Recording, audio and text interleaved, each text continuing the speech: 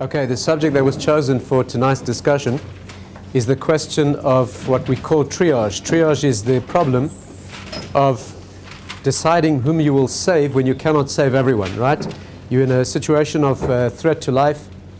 You have only one pair of hands. People are bleeding. You can only save one or a limited number of people. What is the Jewish approach to deciding whom you save? Right? I have been in the situation many times personally as a doctor where I've had to deal with, multiple. I was a military officer for a couple of years where I had to deal with people who were injured, and very often you have a whole bunch of people injured before you can get assistance. You have limited facilities. You have to make decisions within seconds. What are the Jewish principles that lie behind how you choose and apportion scarce resources and decide who will be saved when you can't save everyone? That's a problem known as triage. It's an old term coined during the Napoleonic Wars. When lots of people were injured, the First World War, you saw similar situation, very, very large numbers of people injured. And the simplest and most crude triage methodology was to divide the wounded into three groups. Those who were so-called walking wounded who would survive anyway, those who were so desperately injured they probably were going to die anyway, and you concentrated all your efforts on the third group, the ones that you could save with your help and possibly would die without it. Today they're much more sophisticated triage protocols. Unfortunately and tragically, many of them developed in Israel, right, for obvious reasons, and I'll try to share some of that with you. But in order to take a look at this very amazing area, let me share with you a very interesting and very strange triage dilemma, and then we'll try to use that as a focus on which to, or framework if you like, on which to build the concepts, the halachic concepts that lie behind this area, and then we'll circle back and try to answer this particular dilemma. Right? Stay with me carefully, because halachically, fine nuances in a question can make a life and death difference in the output. Okay? So here's the question. A young surgeon in South Africa a number of years ago was training in emergency surgery. And he was working at a place there, the Johannesburg Hospital, which has a very highly developed, what's known as an accident service. It's like in America, you call it the ER, emergency room. But there's a dedicated trauma unit. And this is a very, very big unit. It has a very well-developed helicopter service that brings people in from hundreds of miles around. In fact, it's a massive institution. The Johannesburg Hospital, the building is 1 kilometer long. It's the largest building in Africa. And if you put your eye to the ground, in the main corridor on the ground floor, you can see the curvature of the earth. Okay? It's a massive institution. And they have this very busy accident service. Now, here's the dilemma. This young Jewish doctor was working there, and the hospital had acquired a new machine. It was a new ventilator or ventilator resuscitator. I was no longer present at the time, so I can't tell you exactly what the technology was. But it was some very sophisticated machine, and they had only one. And the hospital had issued a very peculiar instruction. The instruction was that no doctor is allowed to use this machine on any patient whom he considers to be non-salvageable. Okay? In other words, you get a patient who's badly injured, you can see they're not going to survive. You know, South African doctors can always tell exactly how long people are going to live. Right? You know, we get that down to the second usually. American doctors usually, very bad at that. But we get it right. And if you can see that this person is not going to live, that's what you call halachically chayei sha'ah. That means a person can only live temporarily, as opposed to chayei olam, which means long-term life. In such circumstances, the hospital said, do not use the machine. You got this newfangled machine, you got this patient, you want to put the patient on the machine, do not use the machine. Why do you think they made that rule? Yeah, tonight we're here to learn not only halachic material, we also learn how to think a little bit halachically, right? We want to think logically. So let's try and see, let's do the effort of thinking together. They were concerned that if you put the only machine you had on a hopeless patient, what would happen half an hour later when you get another person who would come in? That person is salvageable. You no longer have the machine available because it's committed to the first person. And now the second person will die, and the first person is going to die anyway. You have only one machine, and the hospital said, do not use it. Now, the reason they said was because if you put the machine on the first person who's hopeless, what will happen half an hour later when somebody else comes in? You will not have the machine available, and the second person is going to die. The obvious challenge to that is, why don't you simply put the first person on the machine right now? When the second person arrives, detach the first person from the machine, they're going to die anyway, and put it on the second person. Why not? Because it'll take time to detach. No, it's not. That's not what they said. The Johannesburg Hospital gave the following reason. They said if you put the first hopeless person on the machine, half an hour later when somebody else arrives and you walk over to the first person to switch off the machine, their family will object. There'll be scenes of emotion, chaos, hysteria. They won't let you. We don't want to get into that, and therefore don't do it. Now that is completely irrelevant Jewishly. The family's emotional response in that circumstance is completely irrelevant. But Jewishly, there's a very good reason for this. And that is that if you put a hopeless person on a ventilator and it's keeping them alive moment to moment, you may not switch off that machine and kill them even to save another life. And the reason is we have a very basic principle in radical halacha called ein dochin nefesh mipnei nefesh. You cannot push aside one life for another. And in Judaism, you cannot kill somebody, even a temporary life, to save someone, even a long-term life. You cannot kill for that purpose. And therefore, translate the question in Jewish terms. If you put the first person on the machine and the second person arrives who's salvageable, despite the fact that the first person is dying, you may not switch off the machine on the person, and therefore, they're both going to die. So maybe it would be better to obey this hospital instruction and not put the first person on the machine, hold the machine in the background, let the first person die sooner, wait till the second person arrives, and save the life with the machine. And that's what the hospital wanted him to do. This young doctor was concerned to know whether this in fact agrees with his Jewish principles. And he went to a world-famous rabbi who happened to be in South Africa at the time, and he asked him, what does Judaism require? Does it require me to obey this hospital instruction, which means save a life later, let the first person die? Or does Judaism require me to disobey the hospital instruction? Maybe they'll discipline me, lose my job, who knows what will happen. But if that's what I'm required to do, that's what I'll do. I'll use the machine in an illicit fashion against the instructions, and who knows what will happen to me. And not only that, half an hour later, I know someone else is going to die. In addition, and listen carefully to this, he added to his question the following information. He said this hospital is so busy that the scenario is guaranteed. In other words, there's a statistical guarantee here that the second person is going to be here. I'm not talking about whether there's a doubt about that. And I'm not going to argue this evening about whether we accept statistical certainty as a halachic reality. I'm going to assume that's the case. It's a very interesting question in halacha. But let's assume that you have a statistical guarantee. That means he even said this place is so busy that I will guarantee you that a Jewish patient is going to arrive who'll need the machine. Let's leave it out. It's complicated enough without that. But that's what he said. So our question is this. I have patient one who's hopeless. I have this machine, which will give him the best chance of a survival in the short term. But if I hold it in abeyance, I will be able to save a life later, which is guaranteed to be here. So in those circumstances where I have the first person who's not salvageable, guaranteed to be here, second person, what do I do in that circumstance? If you think about it, you'll realize this is a weird triage dilemma. Normally triage means I stop at an accident, two people, I don't know, do people stop at accidents anymore? Yes. Do they? Yeah. Well, in America, they don't because they don't want to get sued. In South Africa, they don't because they don't want to get AIDS. In Britain, where I live now, they don't because they're too polite. But, you know, anyway. In Australia, they do. I'm sure Australia is perfect. So what is, you stop at an accident, you have two people who are bleeding, you can only save one. That's the classic triage dilemma. In our strange case, we have two people, but one of whom is here and one of whom is not here yet. In fact, the second person isn't even a patient yet. Right now at 8 in the morning, he's mumbling at his wife from behind the newspaper, not knowing that in half an hour he's going to run into a truck on the highway and be badly injured, but he is. So this, did you see that? That's a strange triage dilemma. We do have two people. One who's here now, and one who's guaranteed to be here by statistical guarantee, but he's not here yet. Okay? Strange, but that's our dilemma. Let's think about it. So first of all, let me point out to you that triage is not only an immediate, acute emergency situation. Triage is a very broad issue. For example, let's say you are a hospital director, and your job is to apportion the budget. Right, this is for you. Are you allowed to spend money on a well baby clinic where they measure the kids and give them vitamins and all that if you don't have enough intensive care surgical beds? That's a triage problem. What about a country? Is a country allowed to spend money on its parks and museums and tourist attractions if it doesn't have enough money for military and emergency? That's a triage problem, political level. So this cuts across society throughout. The Talmud says, if you have a river flowing past two cities, where there's enough water in the river that if the upstream people drink, there'll be enough water for the downstream people to drink as well. But if the upstream people drink and wash, there'll be no water left, and these people will die of thirst. What's your duty as a Jew living in the upstream city? Do you drink and wash and let them die of thirst? Or are you constrained to drink only and leave enough water for them to drink? What would you think? The conclusion in the Talmud is that these people drink and wash and they let them die. Reason is, says the Talmud, if they don't wash, there'll be an outbreak of hygiene-related epidemic in their community. Whether the word means typhus or we're not so sure what the Aramaic word means for that type of epidemic. But although it won't kill them as rapidly as thirst will kill them the next day, they're allowed to factor that in. That's called pikuach nefesh. So they're very broad issues here, right? I'll give you another example. A few years ago, a couple living in a certain European city found themselves unable to have children for many years. They ended up at a very slick fertility unit at a Tel Aviv hospital, and they had a child.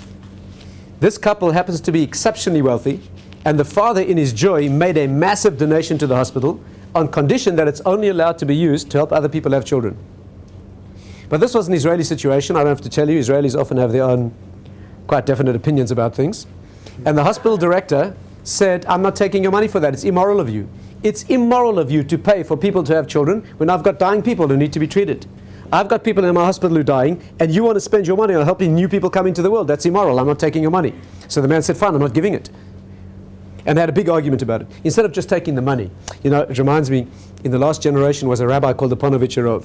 He was a very, very amazing individual and very shrewd.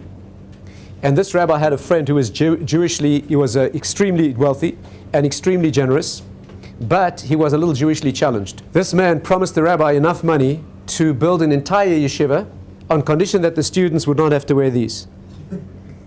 The rabbi promised, he took the money and he built a girls' school. That's the way to handle these situations, okay? But in this case, the man refused to give his money. So they went to see Rabbi Elyashiv, great rabbinic authority in Jerusalem, and they asked him what to do. And Rabbi Elyashiv said, the man's fully entitled to give his money to the fertility unit. So the hospital director said, Rabbi, how can you say that? Pikuach nefesh, talking about saving lives. And the rabbi said as follows. He said that when a country funds only emergencies, people get an embattled mentality, that affects their morale, and that's a life and death matter as well. Now you need very broad halachic shoulders to be able to say that, right? But that's what he said. So societal and broad level issues, high level, broader issues are also relevant in triage, not only the emergency situation. And you get all sorts of one weird situation I can think of is that some years ago in Netanya, you know, Laniado Hospital in Netanya is a hospital run on religious lines. A wealthy American donated a kidney dialysis machine to the hospital on condition that the machine is only allowed to be used for tourists. Why? Because he was concerned that an American in kidney failure could never visit Israel. No one's going to dialyze you in a country that doesn't have enough facilities for its own people. So put the machine into Netanya. American in kidney failure will visit Israel. He'll tour around the country. Every 2 or 3 nights he'll sleep over in Netanya, be dialyzed, and between sessions he'll fly home. You can guess what happened. They put the machine in. Immediately someone arrived in kidney failure who was not a tourist.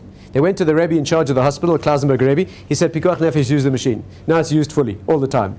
Do not ask me what would happen if a tourist and a non-tourist arrived at the same time. I have no idea. But that is so you get all sorts of weird triage situations. Not only that, but in civilian medicine, first of all, you know that in disaster situations, as I said, the protocols, give me a second, just many of them are developed in Israel. You know that, for example, one of the main triage principles that's used in the military and in mass disasters is that before you treat anyone, you need to triage everyone.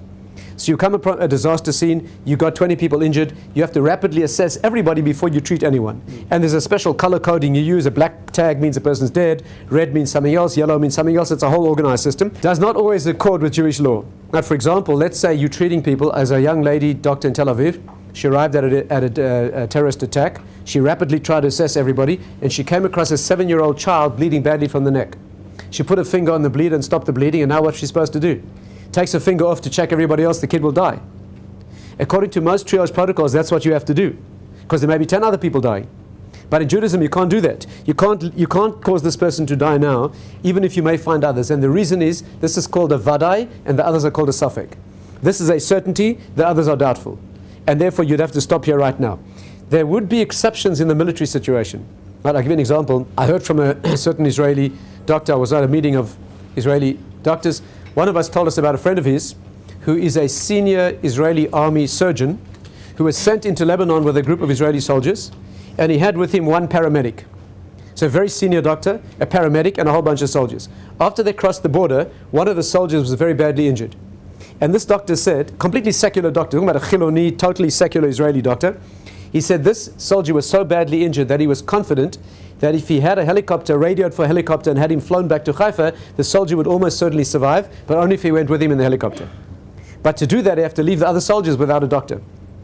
But if he stayed with his men and he sent him back with a paramedic, he'd almost certainly die. And he said he had no idea what to do. He's terribly frustrated on the battlefield, and he said for the first time in his secular life he began praying very hard, and actually what happened was a big helicopter came and took them all. Now that's not the point of the story. When he got home, he asked his religious friend what he should have done, and he went to ask Rabbi Elyashiv, great rabbi in Jerusalem, and Rabbi Elyashiv said that if that would have been a civilian scenario, there's no question that he would have to take the man back. Because here's a vadai, dying person, and a suffix, maybe others will be injured later. But in the army, you stay put. In a military situation, your job is to be with those men and to support the mission. And if the danger's been already factored into the situation, that's what you do, and you send him home, although he may die. So you get many varieties. Not only that, but in civilian medicine, if you walk into an NHS hospital in England, where I live right now, and you say you've got chest pain, the first thing you'll hear is triage. And somebody skilled at rapid assessment of how urgent your case is will run over immediately, and they'll check you out. If they decide that you're an absolute amazing emergency, you only have to wait until Wednesday, and if they decide it's a normal emergency, you wait until October, But the point is that they stratify people in a hierarchy of risk so that they can apportion treatment, and all sorts of crazy questions. I mean, some months ago here in Israel, somebody asked one of the rabbis, when we come to a terrorist attack, are we allowed to walk on dying people to get to someone we might save? We might extinguish lives in doing so. And every time you bring in heavy machinery to excavate a building that has been exploded, to dig out people who might be surviving, you might crush others on the way. Right? These are real-time questions in triage, and of course, there are many other varieties as well. But let's try and focus briefly this evening on the immediate, acute problem. You've got two people in front of you. What are the Jewish principles we use in deciding whom we save? Let's study those principles, and then we'll circle back and deal with our ventilator question. So imagine I walk into a room. Yeah, picture's worth 1,000 words. There's two dying people. Okay, I got one pair of hands, and I can only save one.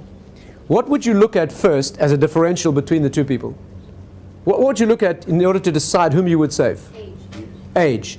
Age is not a hardcore criteria in Judaism. Some rabbinic authorities say that you'd save the younger. Some say you save the older. This is an interesting question. But age is not the first thing. Gender. Yeah. The usual. Which gender would you say first? Women. Why? Because they're more vulnerable. Because women can have children, because they can reproduce. Men are required, I mean, Yeah, but you know. There's nothing else. Other women. Okay. You obviously haven't studied biology, no? But no, we don't save women first. In fact, there's no gender differentiation. The only difference is the Talmud says, for example, if terrorists capture people, and you can only ransom back a limited number, we save the women before the men.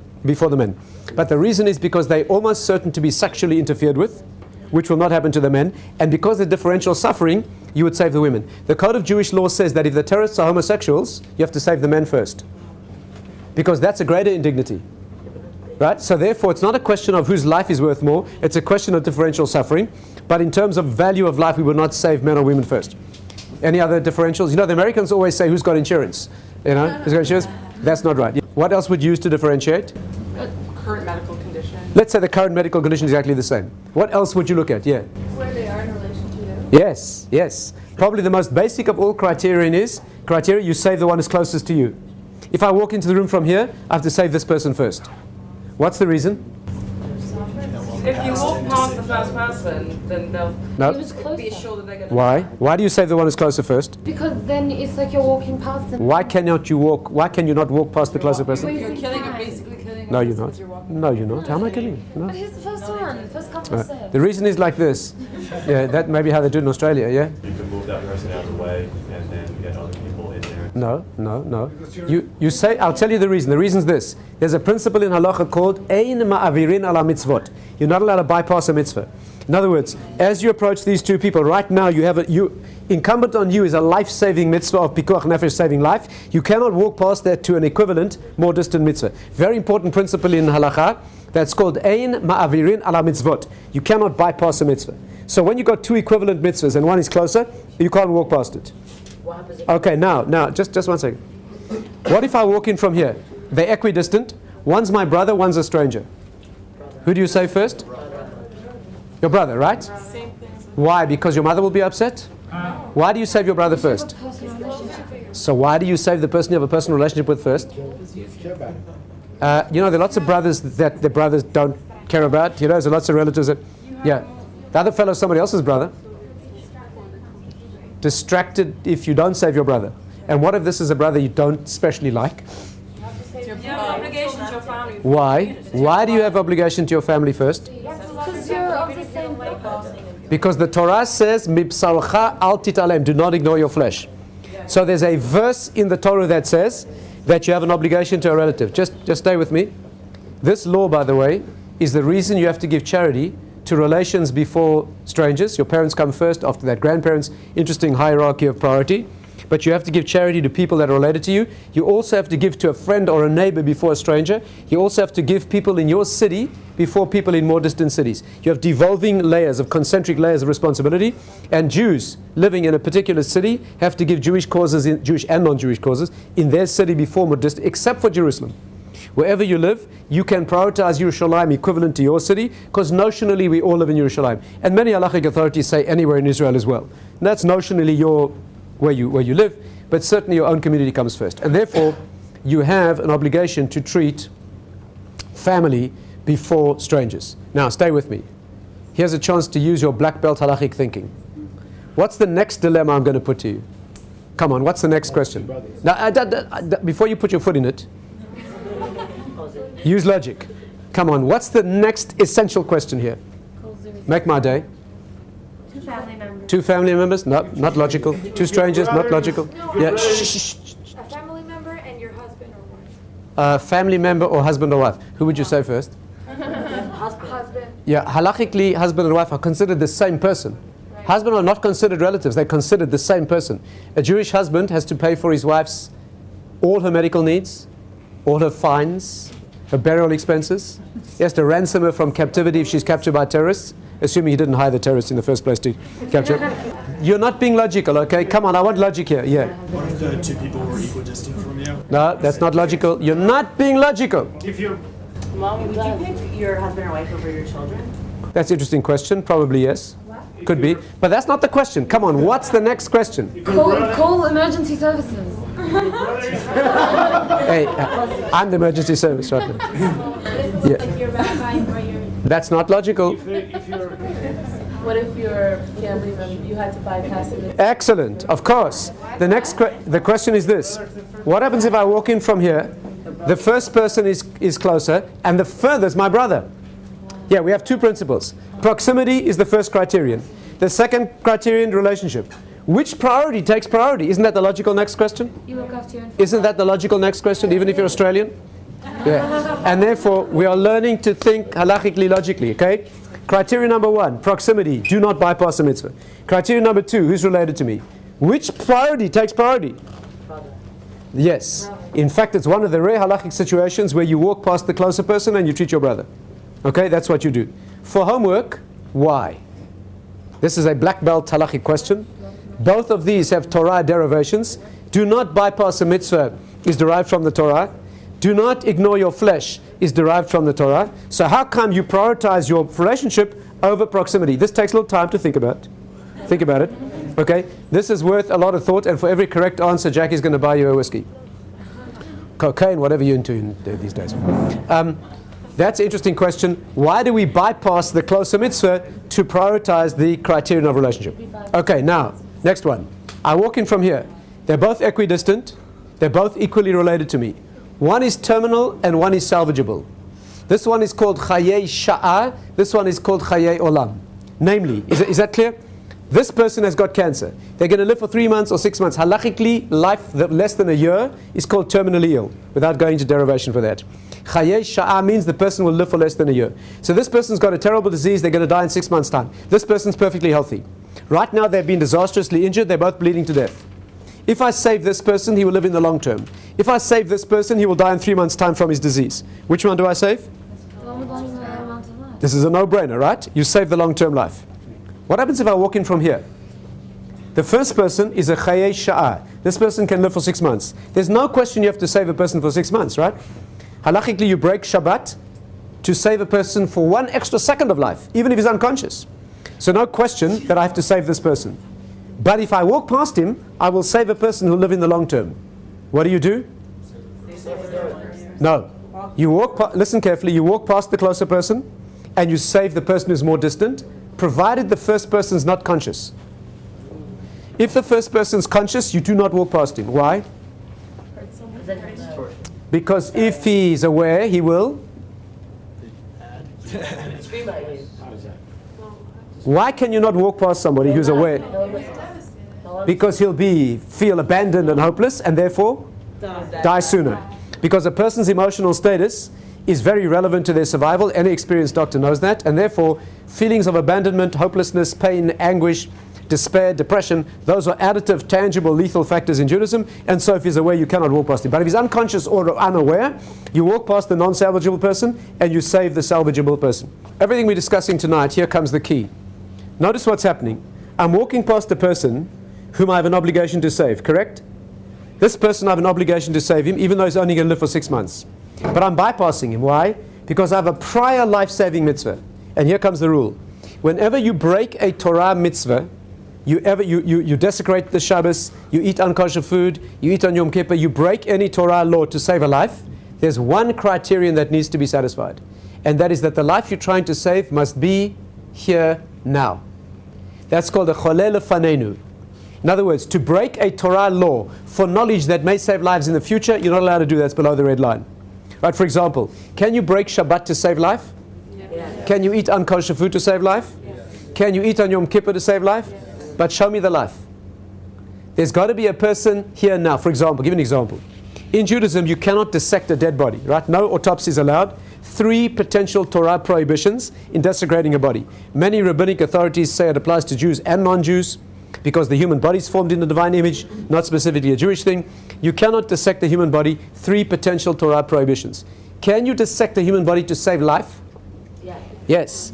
Because the only things you cannot do to save life are sexual immorality, idolatry, and murder. Without going into the background of the details, those 3 things you cannot do to save life. Just one second.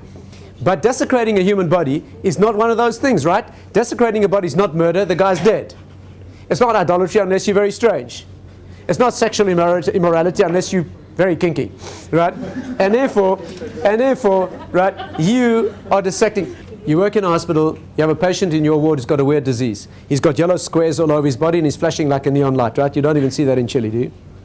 Weird disease. Suddenly the patient dies. Everyone wants to get their hands on his liver and spleen to see what's doing. Nothing doing in Jewish law. You prepare the patient for burial. Suddenly the patient in the next bed gets yellow squares and starts flashing. Jewish law says you go find the first person and you cut him up now. Why? Because there's a choleh lefanenu. There's somebody in front of us now who may be in danger. And by the way, the degree of danger is irrelevant and the probability of saving him is irrelevant. Because when it comes to saving life, we don't look at majorities or statistics. Do you know in all of Jewish law we use majorities? You're aware of that? But not in saving life. If you're cooking a meat soup and a few drops of milk fall in accidentally, don't try this at home. Okay? But if you're cooking a meat soup and a few drops of milk fall in accidentally, it's kosher.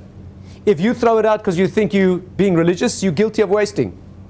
Because the majority annuls the minority, but not in life-saving. So if there's any chance this person might be at risk, and if there's any chance you could save him, you cut up a person in order to save a life.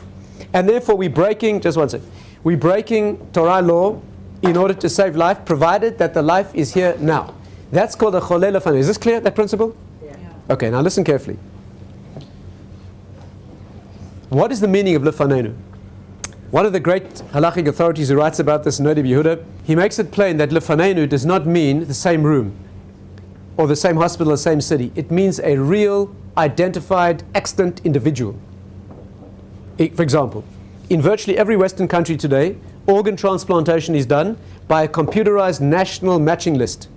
So when kidneys are taken from a hospital for transplantation in the morning, the doctors taking the kidneys don't even know who's going to get them. But 6 hours later, somebody in another city may get the kidneys. And the reason is because there's a national computerized list, and the next best match on the list is the person who's going to get the organs.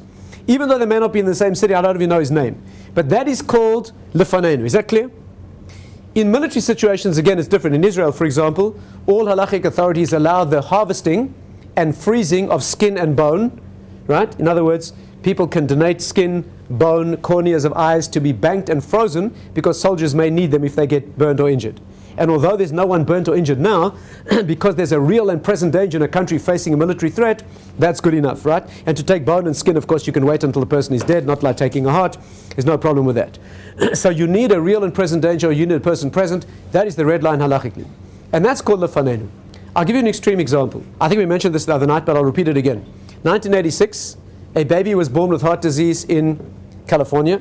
The surgeon was a famous chest surgeon, Norman Shumway, decided for the first time in history to transplant a heart into a baby. There was no other hope for the child, right? You know, heart transplantation only began in 1968, as we mentioned before, in a certain well-known country. By 1986, no one had ever tried to transplant a child, but there was no other hope. The only heart they could find for the child was in Vermont. And although it was 3,000 miles away, there was no other hope. They flew one of the young surgeons in this in a private jet that they hired across the country. He cut out the heart of the child in Vermont, and unfortunately they could not get the plane started. They couldn't get the plane started. They ended up scrambling a United States Air Force supersonic fighter, put a terrified young surgeon in the back of a supersonic fighter with a heart in a box on his lap. When they got back to California, they had to resuscitate the surgeon, but they did, and they saved the life of the baby in California, right? That 6,000 miles, halachically, is called lefanenu. Do you see that? Are we together? Yeah. Because the distance is not the issue. The issue is that there was a real identified person. That's the concept of lefanenu. Let's come back to that question. The question was, young surgeon, employed by hospital, got a newfangled machine. The hospital has told him, do not use this machine on anyone who's not salvageable. Okay? And he doesn't know whether that's correct or not. So he went to ask a rabbi the question, and there were three answers to this. The question went to three rabbinic authorities, and there were three completely different answers to this very simple yes or no question. He was given a particular instruction by the rabbi he asked, and so that satisfied him. Halachically, if you ask a rabbi for a psak, that means a ruling, you're bound by the ruling. You can ask 10 rabbis their opinions and make up your own mind. But if you ask a rabbi for a ruling, then you're fixed by that. You can't shop around. They have a joke about this in Israel. There's a CD-ROM made by Bar Ilan University. On that CD is every single halachic question that has ever been asked. The joke is like this. You ask it what you want to hear, and it tells you whom to ask. That's wrong. That's wrong, okay? If you ask for a ruling from a rabbi, then you're bound by that. So he was told what to do by the rabbi, but the rabbi sent the question to two other great halachic authorities, one in Jerusalem and one in Bnei Brak, and there were three completely different answers to the question. And I'll tell you what those answers were. But before we do that, let's get the scenario clear again. I got my newfangled machine, I got my hopeless patient, and the question is, do I commit it to the patient and watch someone die an hour from now? Or do I hold it in abeyance, let the first person die, and save the life that's coming? That's our problem, right? Correct? That is the question. So the first answer that he was given was, and let's think about the situation, right? I walk in from here, the first person is hopeless, I bypass them if they're unconscious, and I save the second person. So let's assume that I come on duty at 8 o'clock in the morning, I'm a trauma surgeon, I sit there studying my page of Gemara like all good trauma surgeons do, and they call me over and they say, someone badly injured. I rush over, check out the patient, I can see he's completely hopeless. Okay? This person is a chayei sha'ah, there's no way that he could survive. But I have my new machine, and I would like to connect it to the patient, but just before I do, I see the door open, and I see that they're wheeling in a chayei olam, somebody who could live in the long term. Do I quickly commit the machine to the first hopeless person, or do I wait till the second person arrives? Absolutely unconscious. No hope of consciousness, doesn't know what's going on. Do I wait? Okay, even though he's more distant, because from here to the door, is that called lefanenu? Yes. Excellent. Number 2, 8 in the morning, come on duty, badly injured person, newfangled machine. As I'm about to put the machine on, the phone rings. On the phone they tell me that there's an ambulance on its way. 10 miles away in the ambulance is a salvageable patient. Wait 10 minutes, he'll be here. Do I wait? Yes. 10 miles lefanenu? Wait, is the guy Great. unconscious? Hopeless. Number 3, 8 in the morning, badly injured person, about to put the machine on. The radio crackles to life. On the radio they tell me that the helicopter's on its way. It's 150 miles away. In the helicopter is a salvageable person. If I wait for an hour, I'll save his life. Do I wait? Yes. 150 miles go lefanenu? Yes. Okay, now listen very carefully. And if this doesn't move you, there's no hope for you. Come on duty, badly injured person, about to put the machine on. No door opening, no phone call, no radio call. But there's a statistical guarantee that someone's going to be here now for now. Is a statistical lefanenu called lefanenu? Yes. Well, 1 second, you have to enjoy the question. Isn't that an amazing question? Isn't that an amazing question? Even if you're Australian? Yes. What's the concept of lefanenu? Does it mean a real person here, or does it mean the life you wish to save? Normally, both of those are conflated in one situation. I've got a person here whom I want to save. In our Australian situation, we don't have a person here, but we have a life to save. Because if we use the machine on the first person, we're guaranteed that half an hour from now somebody's going to die, even though he doesn't exist yet. What's the concern of lefanenu? Did you see the problem? So what would you say? No. You said that you can't bypass the mitzvah saving the first one if it's to save a future life that you don't really know yet. Well, the question is, he's guaranteed to be here. Let me tell you what happened.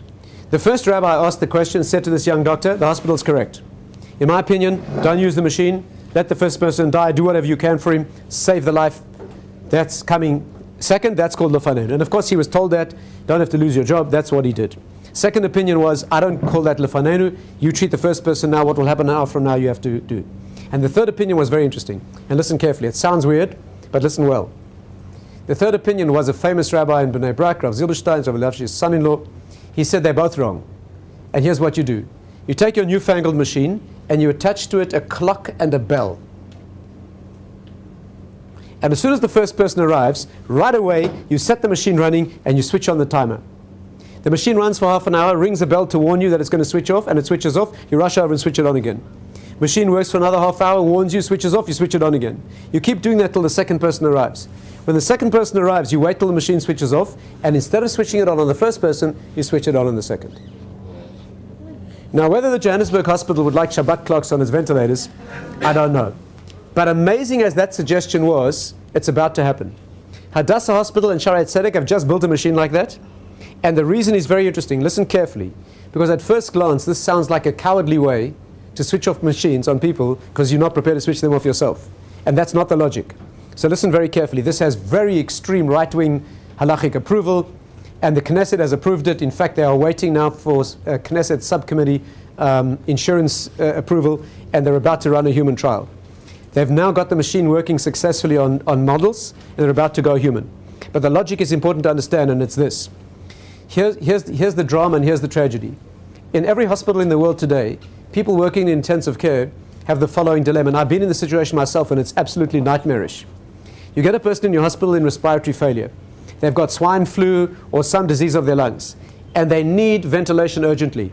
The problem is, will they recover on the machine or will they not recover?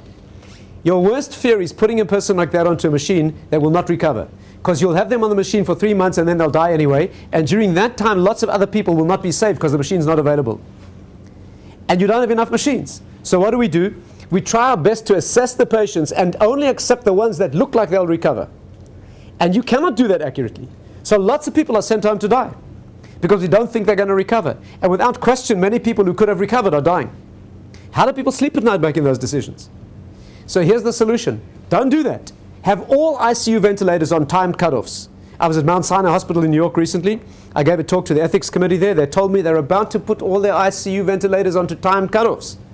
Why? Because when a person comes in respiratory failure, instead of making a judgment about whether you think they'll survive or not, put them on the machine right away. But you say to them, my dear sir, you have two options. You either go home and die in respiratory failure, or we'll give you 5 days trial of therapy on this machine. If your lungs appear to be recovering during that time, we'll keep you going. If it becomes apparent that your case is hopeless, when the machine switches off, we will not switch it on again. Or more accurately, we'll switch it on somebody else. So this is not a cowardly way of switching off machines. It's a way of giving people a trial of therapy that they wouldn't have had otherwise. You see the logic? And what's happened now is that they have selected a group of patients in Israel. They're about to grow human. I'll stop for questions in a moment. They're about to go human. They've chosen an interesting group of patients. They've chosen people who have respiratory failure due to neurodegenerative disease. People who have neurological problems that are leading to respiratory failure, will not be able to breathe, and they'll die because they cannot breathe. They've taken a group of these people who have signed a request that when they stop breathing, they do not want to be put on machines. So they've gone to a number of these people and said, do us a favor. When your time comes and you cannot breathe, allow us to put you on a machine for 1 week extra. And when the machine switches off, we promise you we'll let you die. Give us an extra week of your life to prove the technology. And they've all said, of course, if we can help other people, absolutely. The reason they've chosen these people is so that nobody can accuse them of having killed people by means of this machine. All you'll be able to accuse the researchers of is having given people an extra week of life. Do you understand? And that is the situation. And coming to a hospital near you soon, without doubt, is going to be this technology. By the way, I'll finish with this. Developing the electronic circuitry to switch off the machines at a timed cutoff was very challenging. Okay? It took the Israelis a long time to develop the electronics to make a timer that would work successfully. Why? Isn't that a trivial problem?